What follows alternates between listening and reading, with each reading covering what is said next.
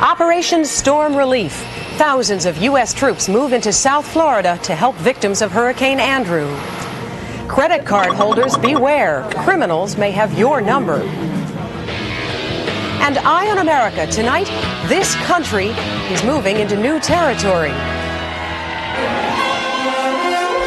This is the CBS Evening News.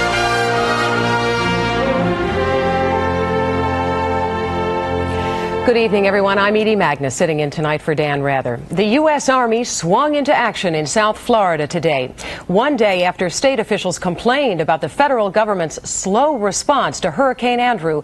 Soldiers were dishing up hot food to hungry survivors, helping them meet their most basic needs.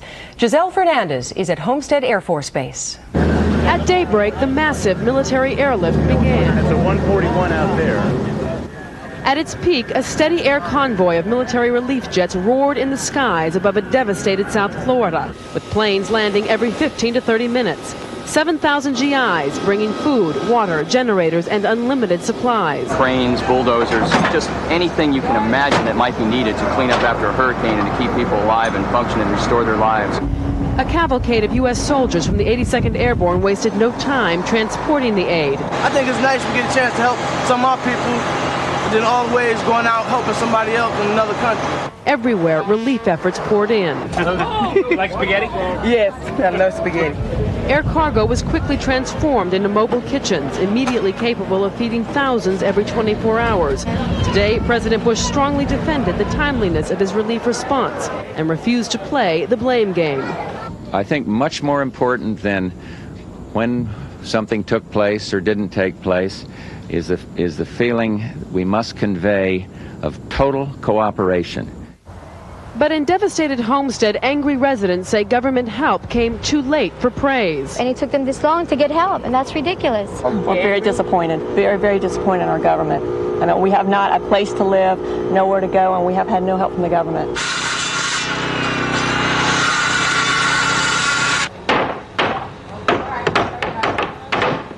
Spirits, though, are lifting as the sounds of sawing and hammering more and more are being heard in devastated neighborhoods.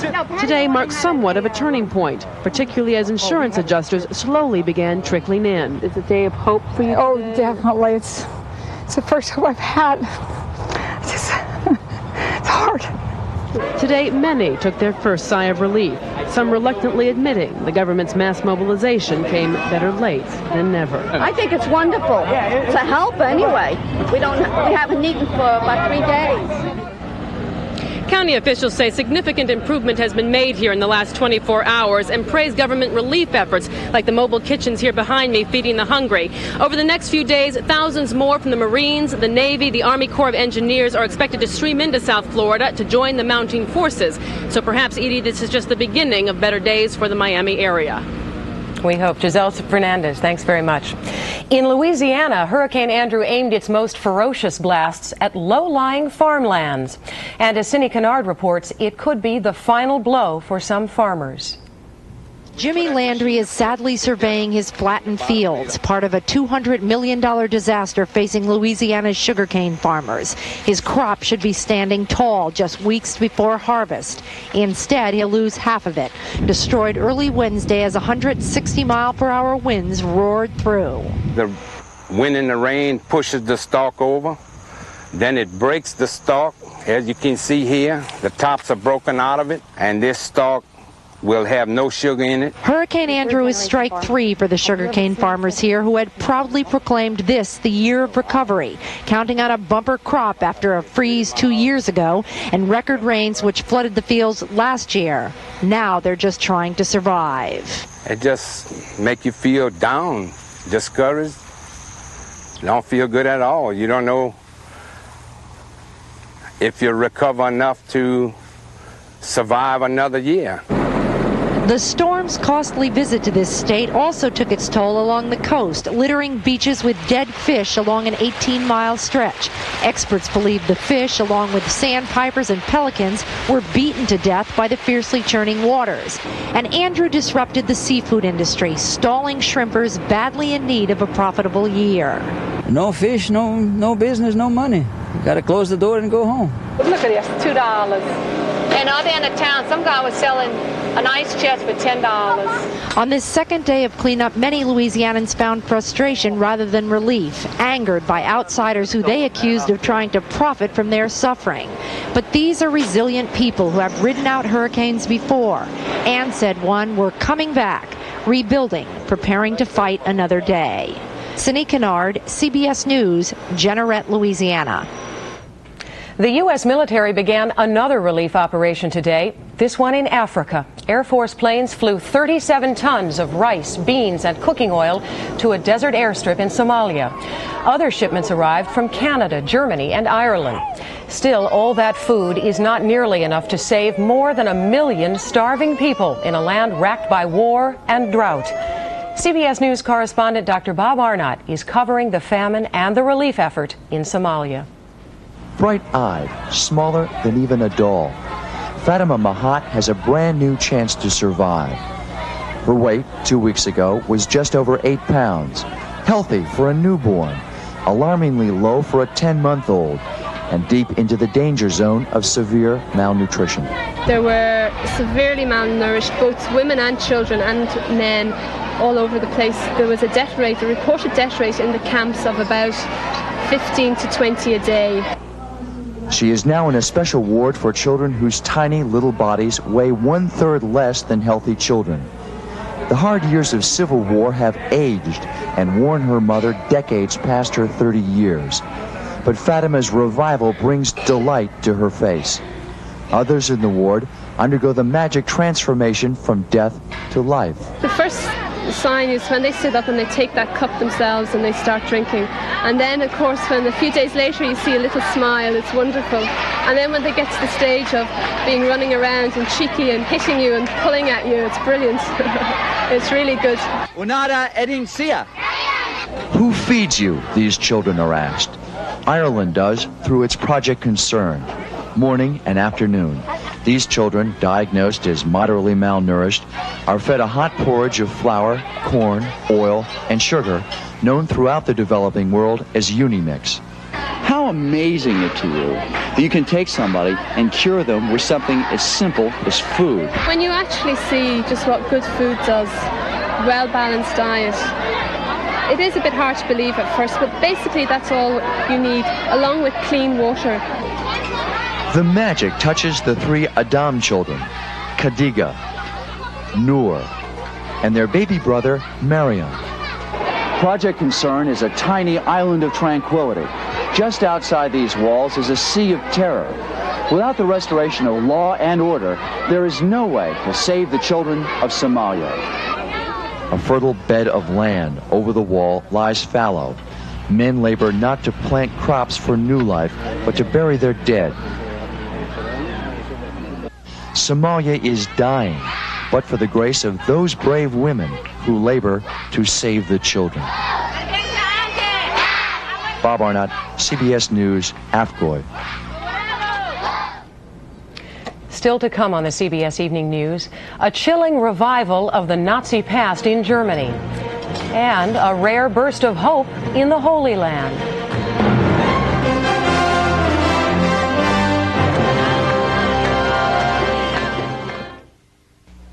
Polyshades by Minwax. It's a stroke of genius. Polyshades is rich stain and polyurethane protection in one. Polyshades gives wood a beautiful protective finish in half the time.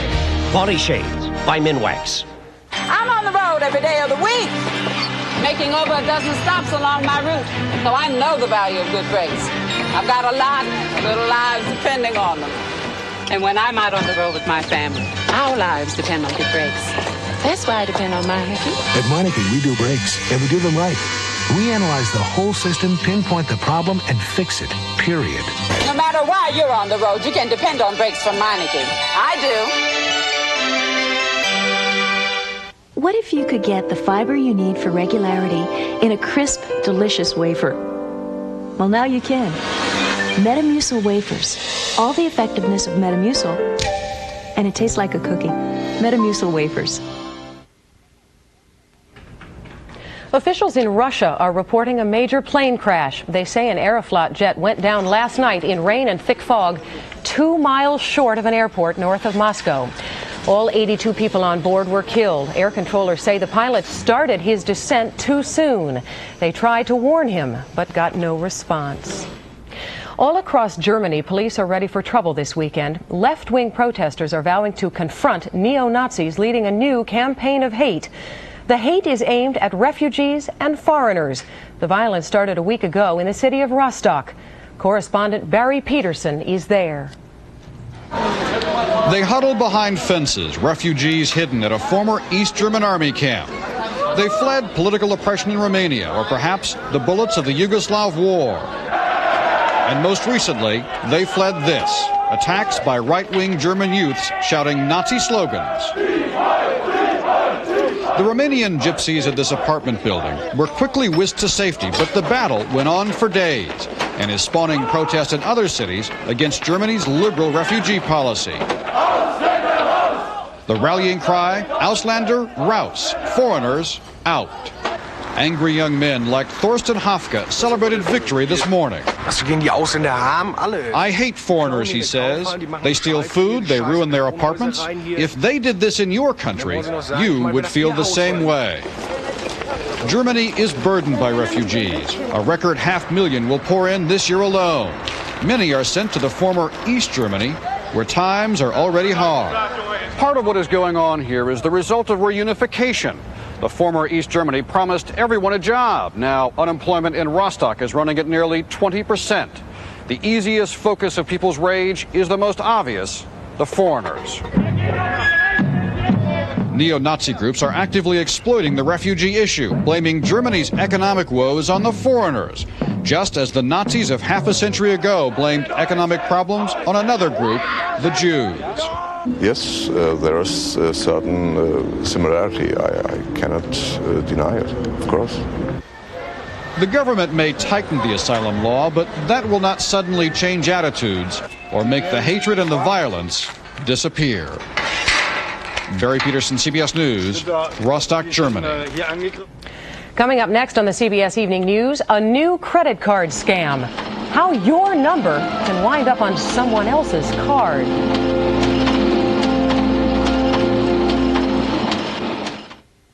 V8 has vegetables in it. Really?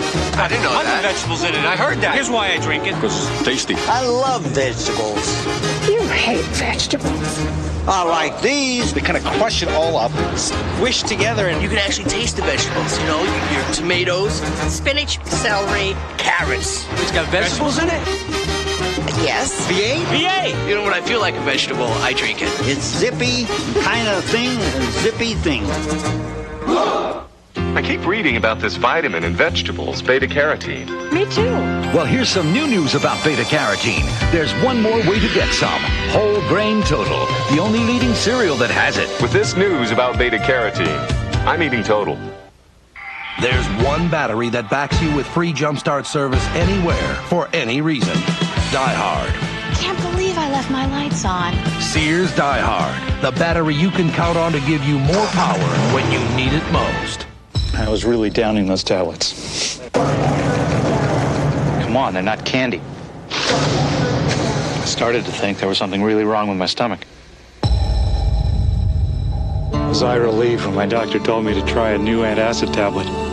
Introducing Mylanta tablets, shown to neutralize more stomach acid than the leading tablet. Unbelievable. New Mylanta tablets. My doctor said Mylanta. Barbara Streisand and Robert Redford? No. Barbara Streisand and Omar Sharif? No. Barbara Streisand and Mike Wallace? How about that? Sunday.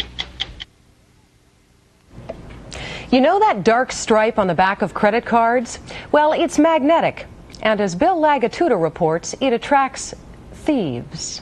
All right, put your hands down. Come on. In Los Angeles this week, another person is charged with the newest, cleverest kind of credit card fraud yet. The reason we're here is because you've been re-encoding credit cards. Re-encoding credit cards is a way to steal without having to physically change the numbers on the front of the card, the old-fashioned way. Okay, this is the encoder here. Now, undercover police are seizing these machines, designed to make security badges and company IDs, but which can also reprogram the magnetic stripe on credit cards. You just swipe it through just like a regular credit card. Just go across like that, and it changes the number. Criminals can now program a valid account number, maybe yours, onto a bad or used up credit card. And when the limit is reached, simply change the number again. The money is good. Money is easy. It's even better than drug dealing. Eddie Farzad was caught by federal agents re-encoding cards. They bring it, to me, and I basically bring the card back to life again. This means that criminals need only steal your number, not your actual card. For example, every time you go into a restaurant, typically the waiter walks away with your credit card. Makes it real easy for him or the cashier to make a second invoice. And then sell your number on that invoice to a re-encoder. It had her photo right on it. Not even the new photo credit cards are immune. The scam artist could have his or her own picture on it and your number. When it's first stolen, merchants could stop most of this if only they checked. Here's a credit card one of our forgers was arrested with. And you can see the number on the front doesn't match the magnetic stripe on the back of the card. But most store clerks don't bother. Charge? Okay. Now, some card companies are beginning to imprint their magnetic stripes with new secret personal authorization codes. But even they admit it's not a perfect solution. And the fraud artists agree, saying, just give us time, we'll crack that code too.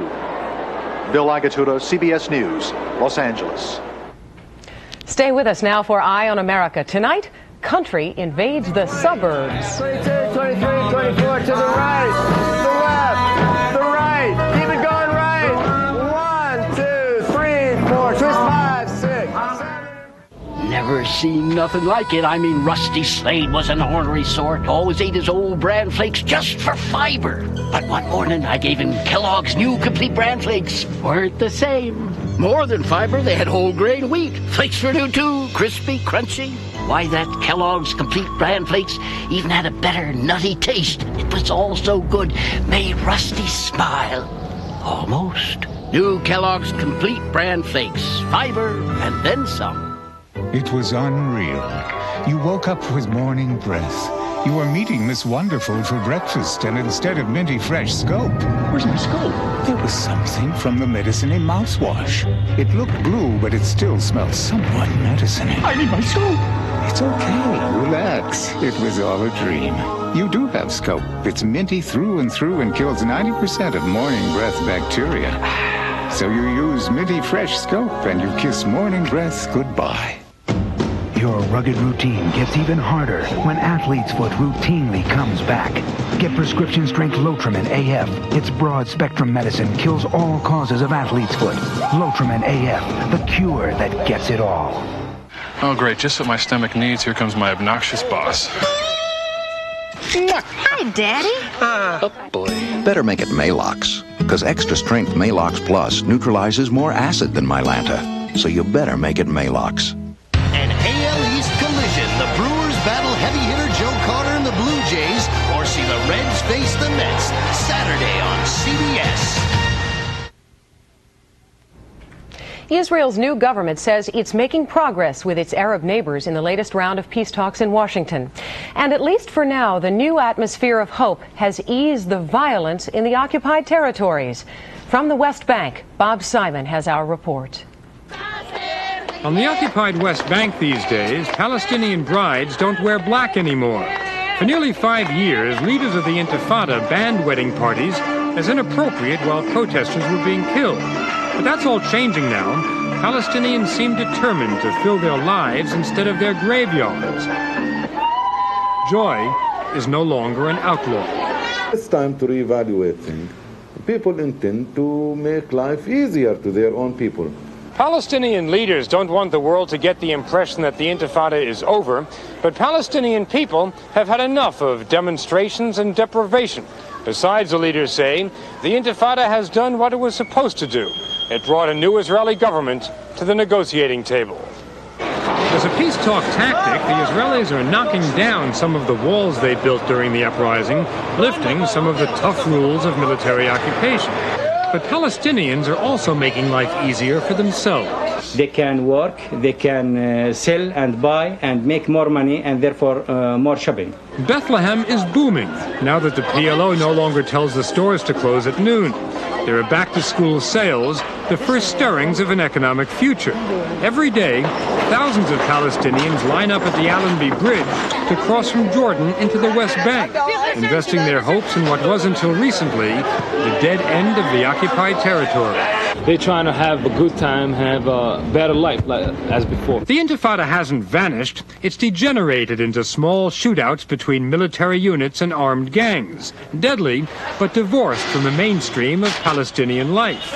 These horsemen are not heralding the apocalypse. They're opening a Palestinian festival, the first in 5 years, celebrating the beginnings of a belief that this Israeli government may be different, that military occupation is not forever. Bob Simon, CBS News, Ramallah.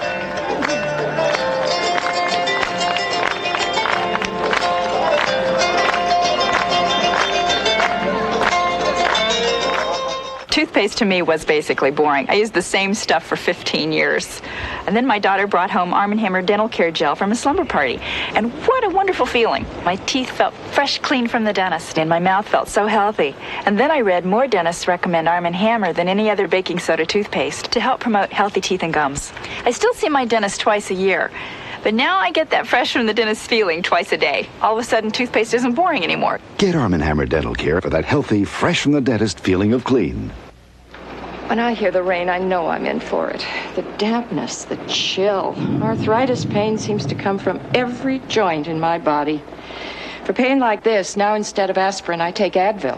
Advil contains the same medicine my doctor often prescribes for arthritis pain. In fact, for minor arthritis pain, doctors recommend Advil most. With Advil, I'm on my way. Advil, tablets and caplets.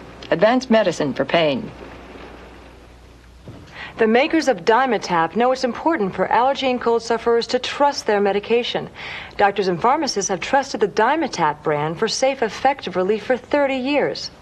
You can trust Dimetap Extend tabs for 12 hours of allergy relief.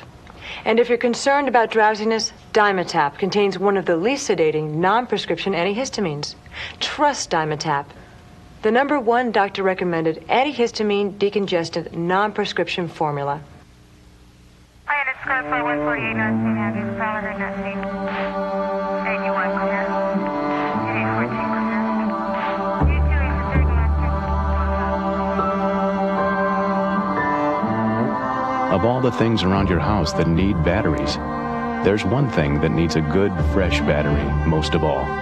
See your Allstate agent for a free home fire safety brochure. And please, check the battery in your smoke detector often.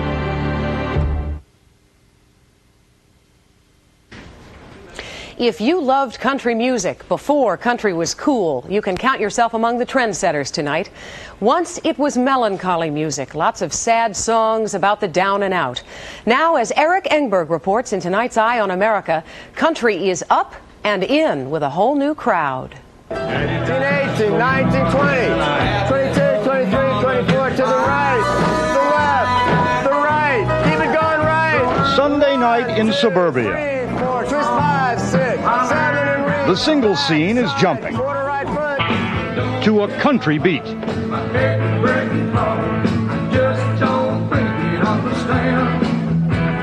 It's just been great. People are starting to come out of the woodwork. They think that what we're doing is cool, and it wasn't before. Just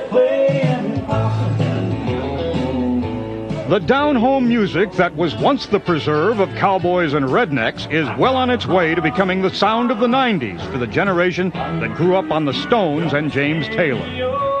Baby boomers, such a big segment of society that they can steer popular culture, are putting on boots and jeans and learning how to dance country. Oh, you can tell my eyes. Michael Woods, a legal administrator in Washington who arrived in her boots and her BMW, is one of the new breed. I like to listen to it when I drive because it's like having your mother sit there and tell you a story on the way, especially if you're by yourself. As the boom in the music takes hold, Western wear dealers can't keep up with the demand. I feel lucky today. WMZQ. On radio, country is a solid number 2 in the ratings nationwide. There's no top 40 radio the way there used to be. And now country has become the top 40 for those people, for the baby boomers. When you gonna realize how much I love you? A young generation of country stars like T. Graham Brown sings of the concerns faced by the 30-plus generation. Kids, wives, survival. I write more about God than I do about going out and getting drunk or having an affair or whatever, you know, the usual, what you'd think the cliches of country music are.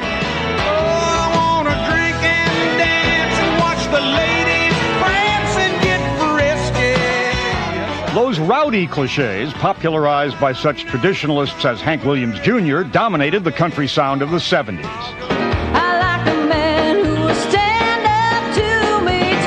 Today's songs are more likely to address middle-class issues, including those raised by the feminist movement.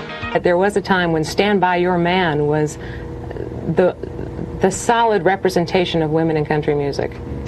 Now, it's a woman's world, and country music is reflecting it.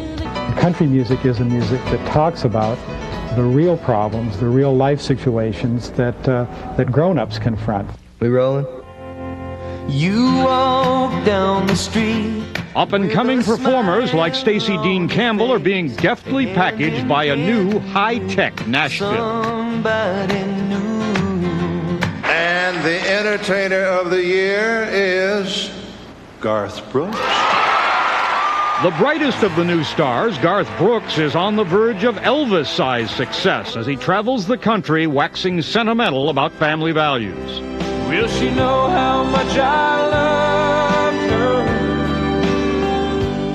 her? Country culture made a brief run at broad mainstream acceptance 10 years ago, powered by a mechanical bull in the movie Urban Cowboy. It proved to be a flash in the pan. But this time around, country may be here to stay. It's bigger and wider and more cerebral and just grown up than it used to be, I think. Or, in the words of the country song, it could be that Americans hanker to get back to the basics in their lives. In Bethesda, Maryland, I'm Eric Engberg for Eye on America.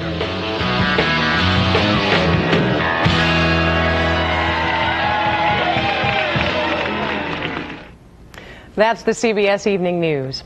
As we leave you tonight, we want to thank our CBS affiliates and friends for their tremendous help this week covering Hurricane Andrew. We'll list as many as we can in our credits. I'm Edie Magnus for Dan Rather. Good night.